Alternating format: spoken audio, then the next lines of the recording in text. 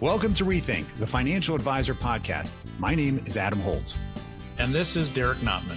We are your hosts, both veteran advisors and fintech CEOs who challenge the status quo, question everything, and have fun doing it. Hear honest commentary on the challenges facing advisors today. And be part of a community where we can all rethink the profession. Now on to our episode.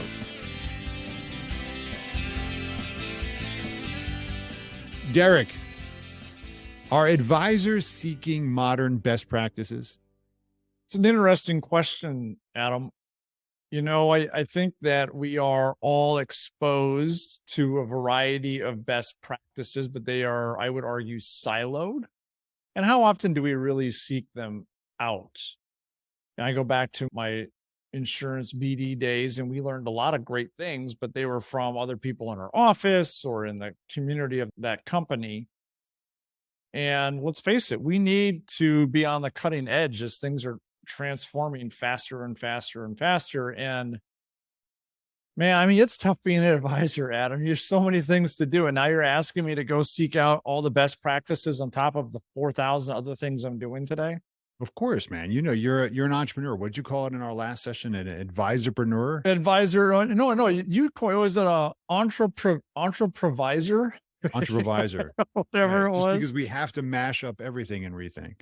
We really do. That's a good thing. It's a good question. I think that advisors are, but I think we could do a lot better job of seeking out best practices.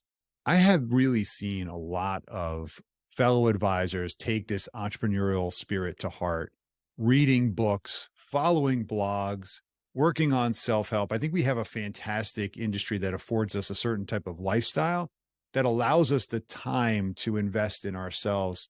Even if you are associated with a larger organization, I think there's a mindset that comes with seeking modern best practices.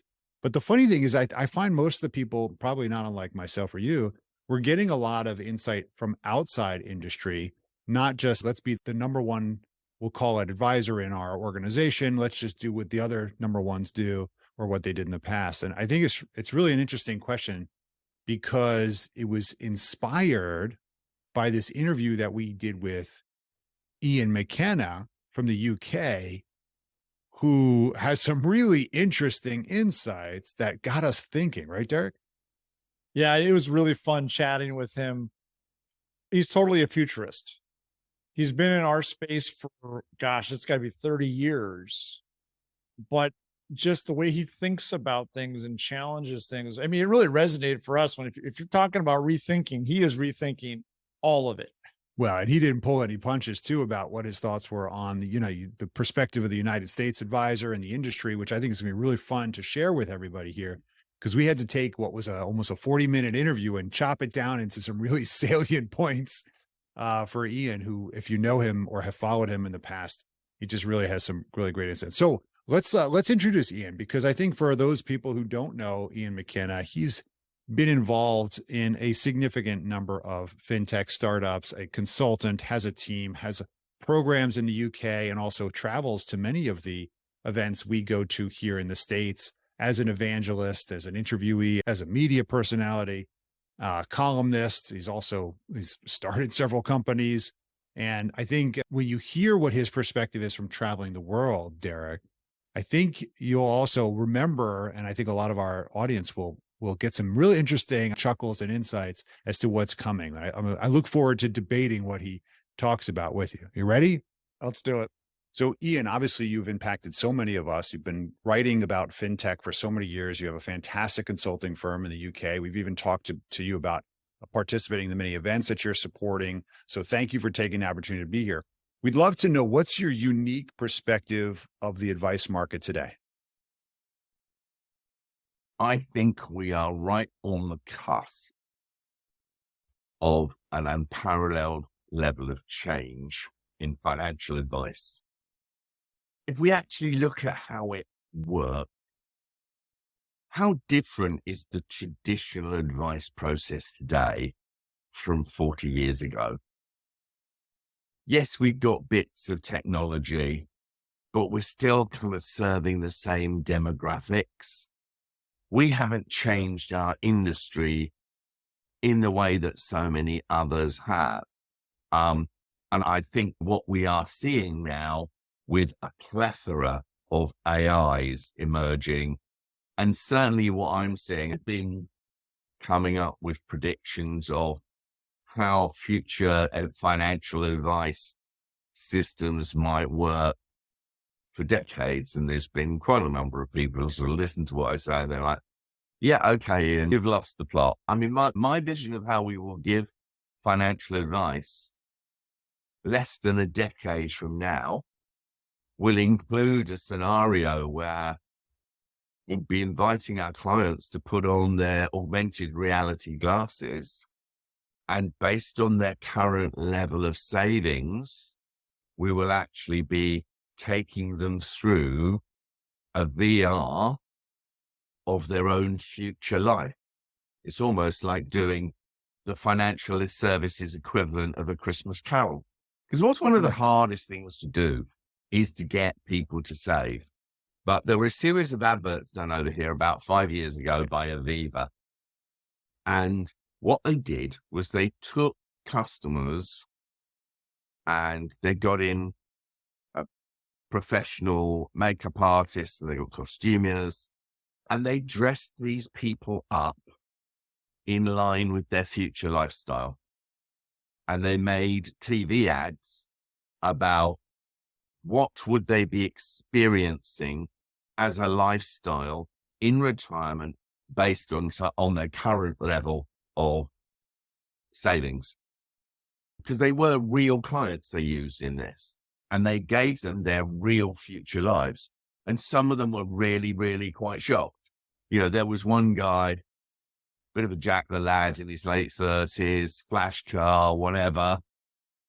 He was getting on his bike to go to the library because he wouldn't be able to afford internet at home. You know, there was another lady who was like, she was going off on her 3 holidays a year. But if we think about how we interact with consumers today, one of the hardest things to do is to show them the lifestyle they're preparing for. You can actually do that really, really easy using virtual reality. You can then bring in things like testing on people's conversation and also through expression testing to understand if they're actually telling the truth. Are they telling you what they really feel, or are they telling you what they think the advisor wants to hear? So these technologies exist today. We just haven't put them into practice in financial advice yet. But the big thing that I'm seeing now is with the plethora of chatbots that are around there, all of a sudden people are quite literally coming to me and saying, some of those things you were talking about a few years ago, I thought you were mad. Now I see how it's going to happen. And let's look at paraplanners aren't as established in the US as they are over here. I remember being at a conference, I think it was T3 last year, and some people were getting excited about the idea of having paraplanners and what a good idea it was. And I turned around and said, be very careful what you wish for, because the main thing that most advice firms now want to get rid of is all the paraplanners that they do a very good job, but they're very expensive. I can think of as one firm immediately springs to mind. They've got 600 paraplanners in the business at an average of about £70,000. So, you know, not far short of $100,000 a year. The one thing I've been asked for by C-suite in scale advice businesses over here for the last several years is, can you find us a robo paraplanner? And of course, some of these things are beginning to come to light. If you look at what Conquest are doing in Canada and the UK and coming to the US very soon, they just raised 24 million earlier in the week, specifically to come into the US. And that's a really, really smart piece of kit. The advisor can drive the conversation, take it through the different steps. Or you can have a guided conversation, whether the, if you like, cruise control conversation, where the system will just take the advisor through the various steps it would be natural to raise. Or the third option is it just does full-on self-driving car. The advisor sits back and watches the tech generate all the advice.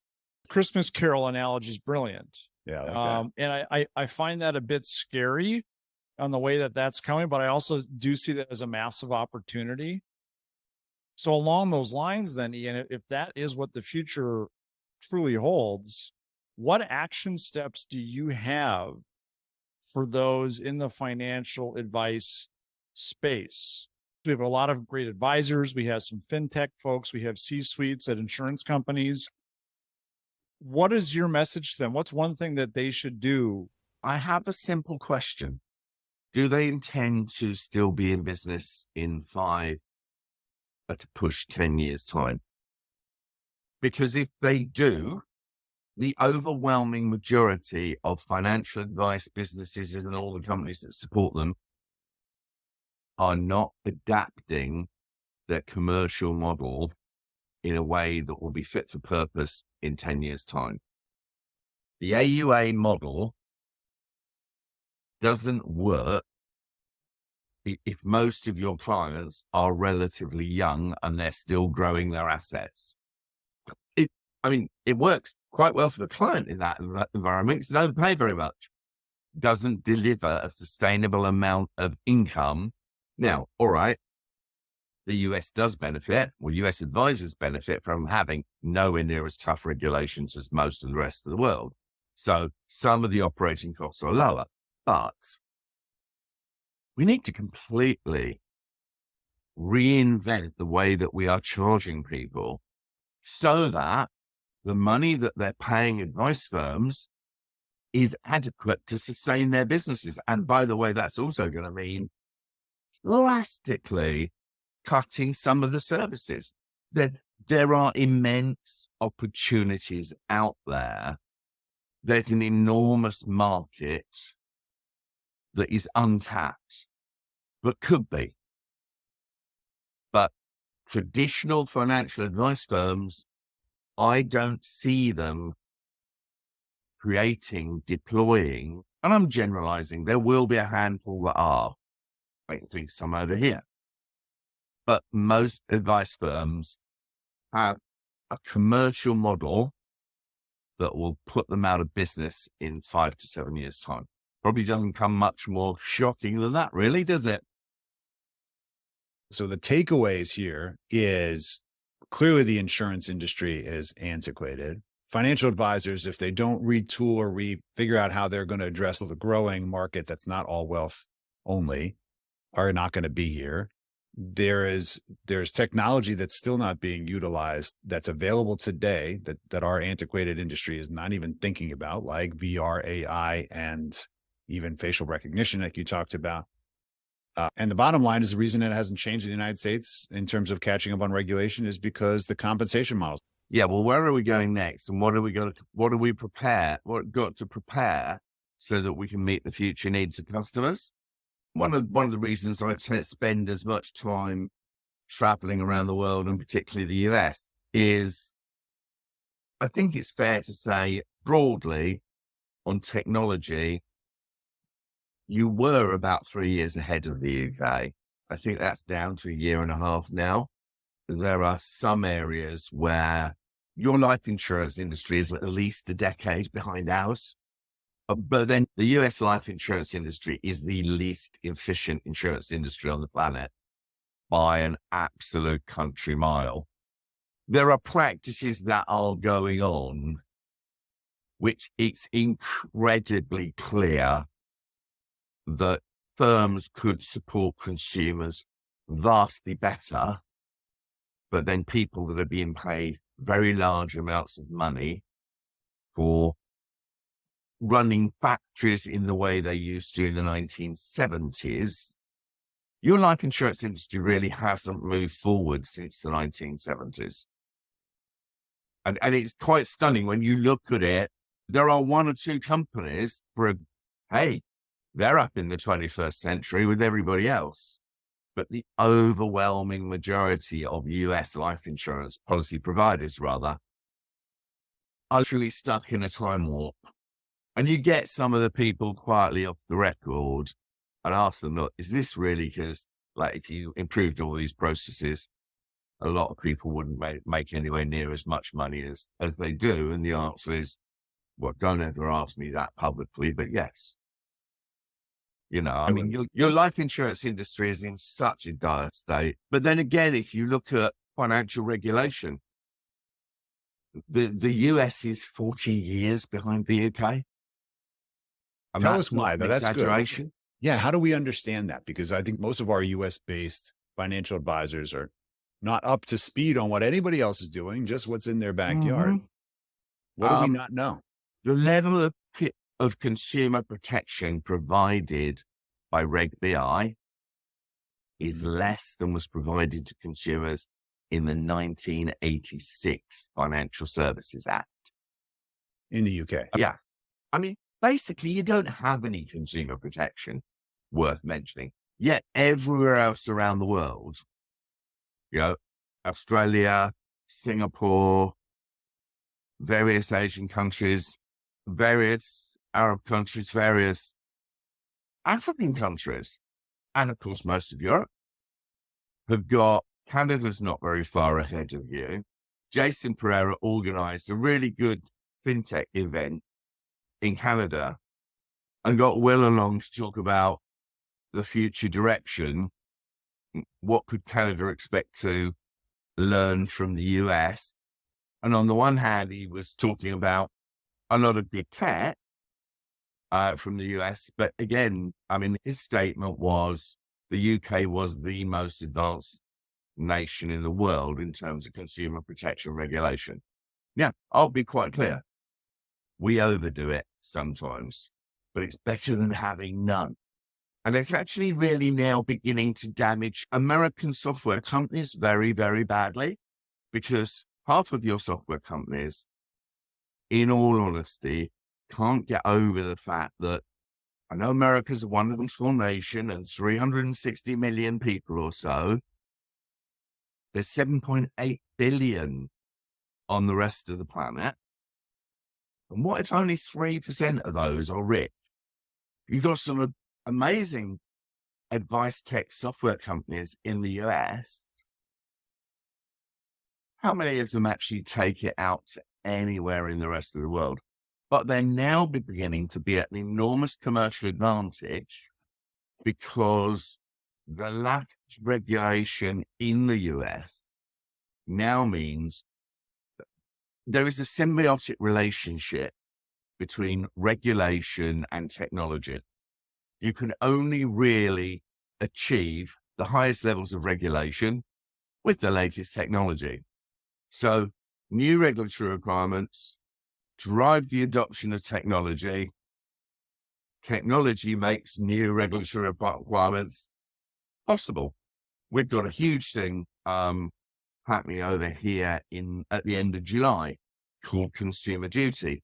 And so put this in context, an advisor will no longer be allowed to recommend a life insurance policy after the end of July on just a price assessment.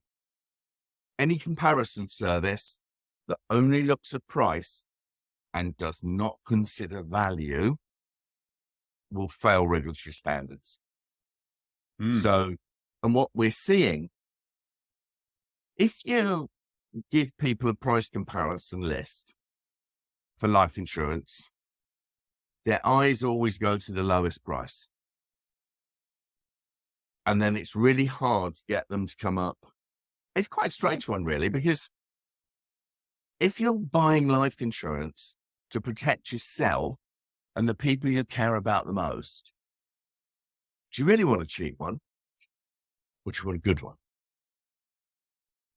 It's a huge That's false the commodity economy. effect, isn't it, though, Ian? I mean, Totally is. Well, yeah, but if you start giving people value assessments, so what we see through the use of the system in various pilots that we've got going on now is give people the chance to buy a better policy rather than the cheapest one. And 72% of people will buy the better policy, which will lead to an uplift in premium of about 9%, but an uplift in quality of 18%. Oh, and conveniently, hey, premiums are 9% higher. So what does that do to the commission? I mean, yeah, we've just done an exercise where we're working with an organization that currently, and based on the 55,000 policies that they sold last year, that alone will drive an extra 10 million in revenue and an extra 2.5 million in retained income for the advice firm after they pay away to the advisors. There's another thing that's happening in the UK that isn't yet happening in the States, I believe. Okay. Small company called Amazon now sell insurance in the UK. It's coming here. Yep, they'll do it. So they've now got a house insurance comparison site where a multi-product broker site. It's quite normal for Amazon to go and test things over here where they don't mind getting things wrong in the UK for a bit. They don't like getting them wrong in the US. Yeah. So we frequently get stuff, and we get stuff for a while and then it goes away because they want to take it back to, imagine Amazon. Well, they've not pulled it. It's by all accounts doing quite well. Google had a direct-to-consumer property and casualty unit even 7 years ago, and they pulled it because they found that the humans really were needed. It's funny because in 2018, I actually spoke in New Orleans, and I put this up on a huge screen in front of the main platform, and I said, Amazon will sell life insurance, Google will sell investments, direct-to-consumer, and they'll know how to position it right in front of you when you're thinking about it because they heard you, and that was 5 years ago, and I'm surprised it hasn't happened yet, but I agree with you that it's definitely coming. It's coming. Whoa. It's amazing. It's definitely an eye-opener. Because let's face it, when we find out where we're really at, then we can start to make improvements and think differently and rethink how we're doing things. And so now when we're hearing what best practices are happening from a non-US perspective, like, oh, wow. Adam, you and I were talking about this earlier today. I've gone to the Morningstar Investment Conference in London. I've gone to the Johannesburg Stock Exchange in South Africa.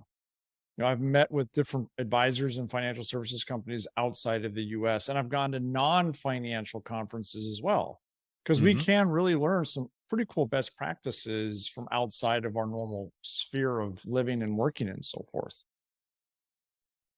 This came up, a bunch of episodes ago with Becky Tumba from South Africa, who was talking about is the US really in the number one spot where we tend to be very ethnocentric. If you remember that word from high school, and think about our world defined by America is number one, and the United States is number one. And I thought it was interesting that he called out that the technology seems to be really on point here in the States, although that gap is lessening. But we are really far behind in consumer advocacy and protection, which I would tell you, for all of my conversations internationally, Derek, most of those advisors told us it was really difficult to just provide financial advice to people, which I thought would have been a deterrent from more people getting advice because they're making the process more difficult. Where in the States, it seemed like instantly everybody went from financial services salesperson to financial advisor. But that helped accessibility, didn't it? I think so. It's funny. I hear you say that. I'm doing some work with some large companies in South Africa right now, and we're even talking about compensation models, and they don't have half the stuff that we do here. Like so what? That's interesting.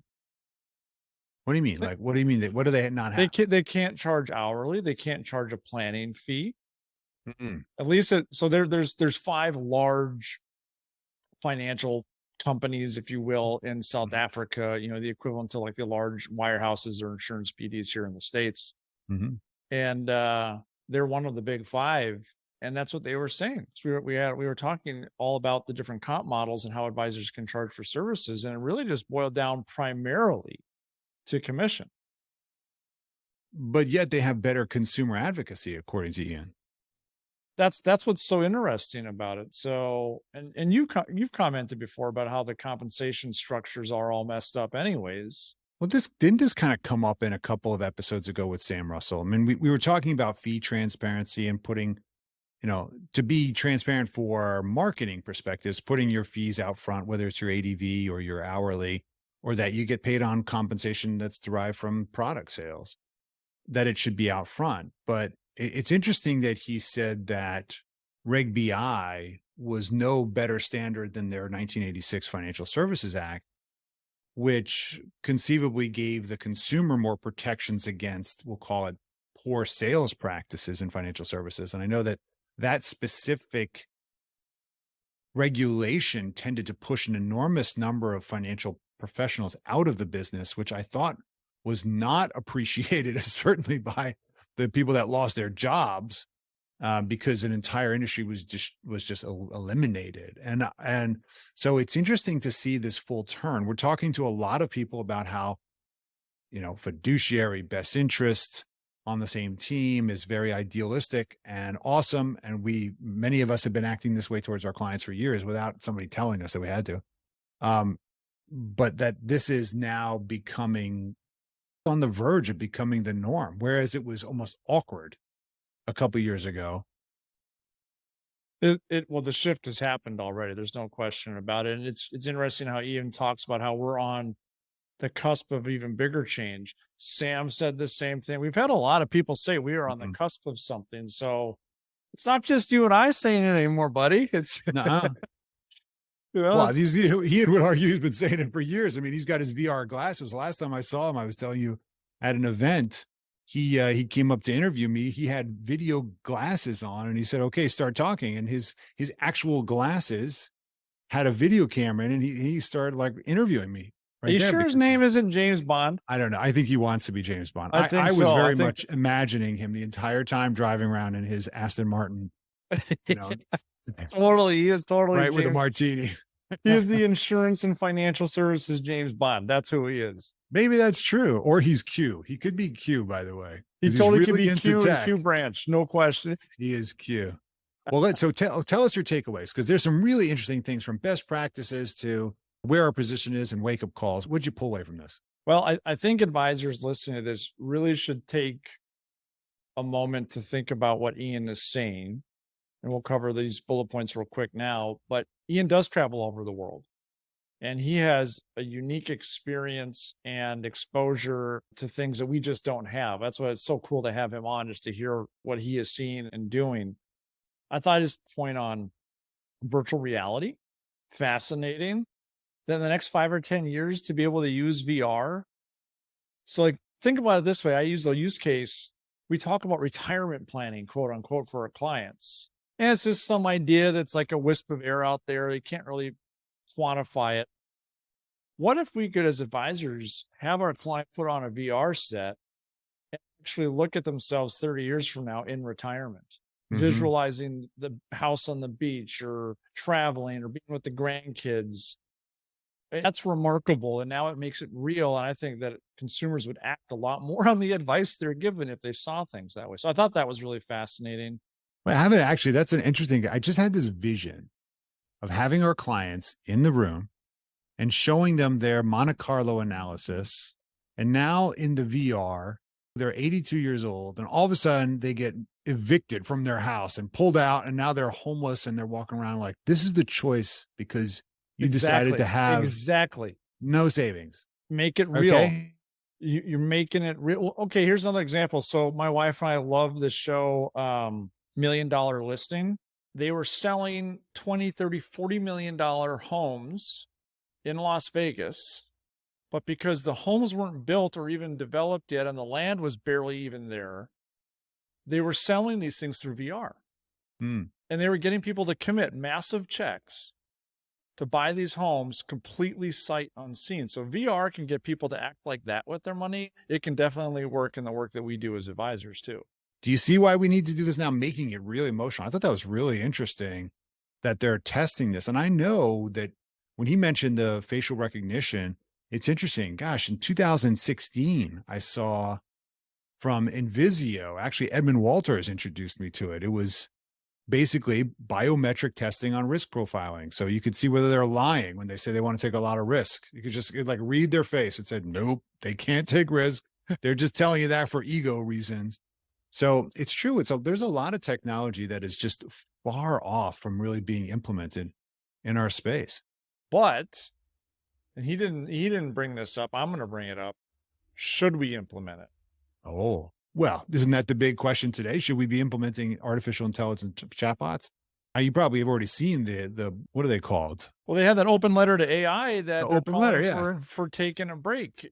And, I even did a post on LinkedIn about it because we are anticipating turning on our AI Mhm. at Coupler as part of the work we do. And what I don't want is Skynet to take over. I really don't. And if I put myself in the consumer shoe and you're asking me as an advisor, yeah, we're going to do a biometric scan of your face to see if you're lying Mhm. and all these other things. If I'm over 25, I don't know if I'm going to do that.